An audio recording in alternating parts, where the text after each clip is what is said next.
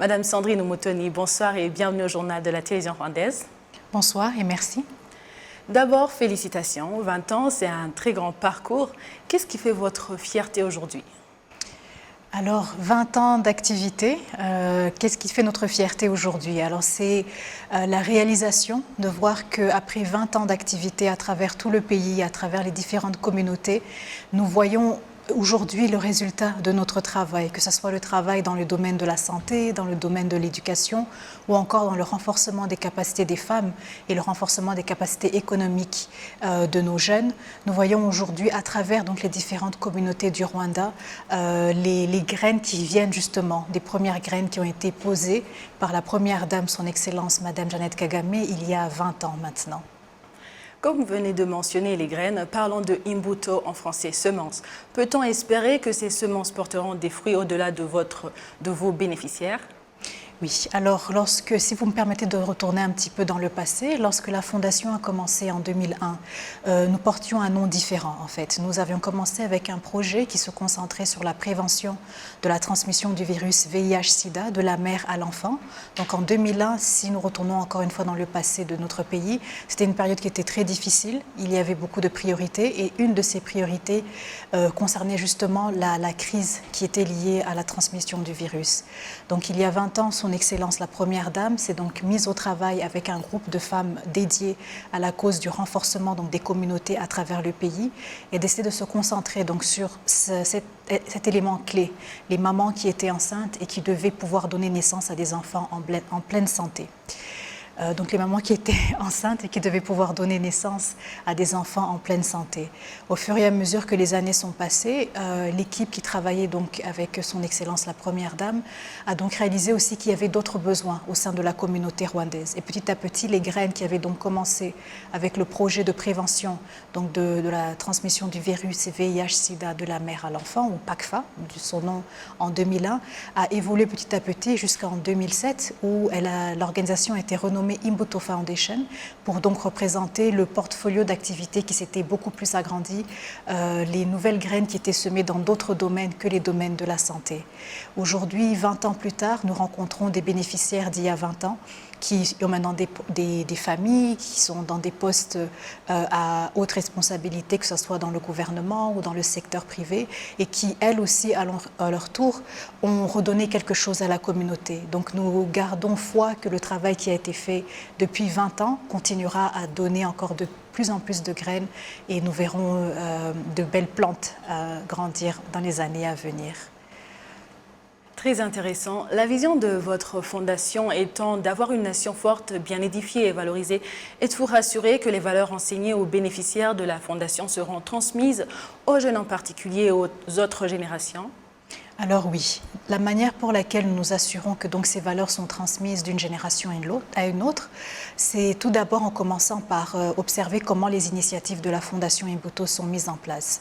Par exemple, lorsque nous regardons le développement de la famille rwandaise, nous nous concentrons donc sur les différentes étapes de la vie. Donc nous commençons avec les enfants dès la conception jusqu'à l'âge adulte. Et donc pour chaque étape de la vie à laquelle se trouve, que ce soit l'enfant ou le jeune adulte ou l'adulte au sein de la famille rwandaise, il y a certaines valeurs, donc valeurs de solidarité, valeurs de le travail bien fait, mais aussi une valeur que nous attachons beaucoup au concept de agaciro, ou donc la dignité humaine, que nous enseignons donc à travers les différents projets, que ce soit des projets d'éducation, par exemple à travers les projets qui ont à voir avec la promotion de l'éducation des jeunes filles, où aujourd'hui nous comptons plus de 5000 jeunes filles qui sont passées à travers ce projet-là, qui ont été récompensées par son Excellence la Première Dame pour avoir eu de très bonnes notes à différents niveaux du cycle, que ce soit primaire ou cycle secondaire.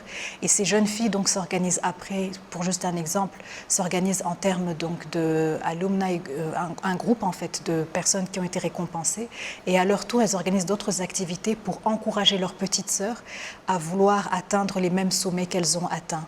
Si je prends un autre exemple aujourd'hui, nous avons aussi, toujours dans le domaine de l'éducation, nous avons un groupe de jeunes bénéficiaires de bourses scolaires qui ont pu finir leurs études grâce à la générosité donc, de compagnies privées, d'individus et d'autres partenaires que nous avons à la Fondation, qui après leur graduation, après avoir fini le secondaire, sont allés jusqu'à l'université et après avoir fini leurs études, ont décidé d'organiser à leur propre tour un autre groupe de soutien pour l'éducation de leurs jeunes frères et leurs jeunes sœurs. Donc nous voyons en fait ces valeurs de solidarité, ces valeurs de vouloir contribuer au développement de la société rwandaise vraiment donner leurs fruits. Et si je peux donner un tout dernier exemple, dans le domaine donc, du renforcement des capacités de nos jeunes, nous avons différents projets donc, qui regardent le plus grand groupe démographique de la population rwandaise, donc nos jeunes de 16 ans jusqu'à l'âge de 30 ans, et à travers des formations donc, à leadership, à la prise de parole en public, ou encore à comment dire, des rencontres que nous mettons en place avec d'autres experts dans des domaines qui peuvent intéresser les jeunes,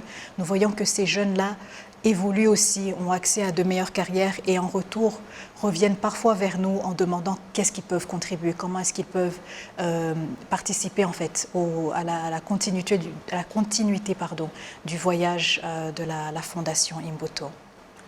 Tout cela mérite une célébration continuelle. Parlons des perspectives d'avenir. Pour terminer, avez-vous les mêmes priorités qu'il y a 20 ans? Y a-t-il du nouveau? Oui, alors en termes de priorité, nous restons le plus proche possible de la vision de son Excellence la Première Dame lorsqu'elle a commencé le travail de la Fondation Imbuto il y a 20 ans. Et les priorités concernaient vraiment le bien-être de la famille rwandaise. Donc le bien-être à travers les priorités de la santé. Donc nous continuons à nous concentrer sur différents projets dans la santé, que ce soit la santé de la reproduction de nos jeunes, que ce soit la santé, donc tout ce qui a à voir avec le planning familial par exemple, ou encore la santé qui a à voir avec les tout-petits, donc le développement de la petite enfance en nous assurant que ces enfants n'auront pas à traverser des périodes difficiles juste parce que les premières années de leur vie étaient difficiles. Donc d'un point de vue de santé, nous gardons les mêmes priorités. Nous voulons contribuer aux efforts du gouvernement rwandais afin que nos jeunes et les jeunes adultes et les tout-petits au niveau de la communauté rwandaise aient accès à de meilleurs soins. Donc à travers les projets de la santé, nous travaillons aussi de manière étroite avec le gouvernement, bien entendu, le ministère de la Santé et d'autres partenaires pour nous assurer que nous pouvons contribuer au rapprochement de ces services donc de santé primaire à la population rwandaise.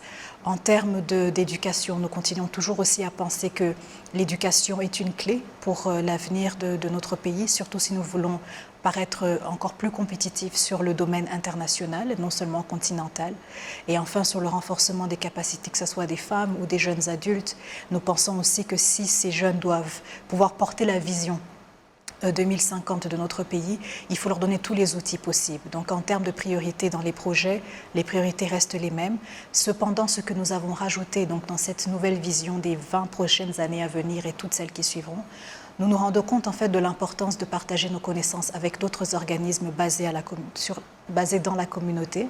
Et donc ces organismes basés dans la communauté, nous nous efforçons de partager les connaissances que nous avons en termes de gestion administrative, gestion budgétaire, comment s'assurer que les initiatives qui sont commencées peut-être au sein de la Fondation peuvent être prises en charge par d'autres organismes, peut-être plus jeunes que la Fondation Imbuto, mais aussi nous nous concentrons sur la question de meilleurs partenariats au sein de la communauté pour nous assurer que nous ne faisons pas tous la même chose, pour donc éviter les risques de duplication. Donc je dirais qu'en termes de perspectives à venir, oui, continuer à renforcer ces programmes qui font l'ADN en fait de la Fondation Imbuto pour le bien-être de la famille rwandaise, mais aussi regarder en termes d'avenir qu'est-ce que nous devons à la communauté rwandaise, aux autres organisations, afin qu'elles aussi elles puissent grandir et pouvoir atteindre d'autres sommets. Encore une fois, tout ça pour le développement de la famille rwandaise. Et le dernier élément que j'aimerais mentionner aujourd'hui, en termes de perspectives d'avenir, avec les 20 ans, la célébration donc, de la Fondation Imbuto, nous avons aussi lancé un trust fund ou un fonds qui nous permettrait en fait de générer des revenus, qui nous permettrait donc de soutenir les initiatives que nous considérons très importantes, quelles que soient les variations que nous observons dans le monde du développement, donc afin de permettre à la Fondation Imbuto de continuer à travailler sur certains domaines clés, tout en pouvant continuer à soutenir ces autres organismes basés dans la communauté pour qu'elles aussi puissent continuer à développer des initiatives à leur propre tour. Merci beaucoup, Madame Sandrine. Un message particulier à ceux qui nous suivent? Alors, un message particulier, alors tout d'abord, c'est un grand remerciement à toutes les équipes qui ont travaillé avant nous à la Fondation Imbuto, celles qui ont vraiment permis d'établir les premières années qui nous permettent de continuer à travailler aujourd'hui.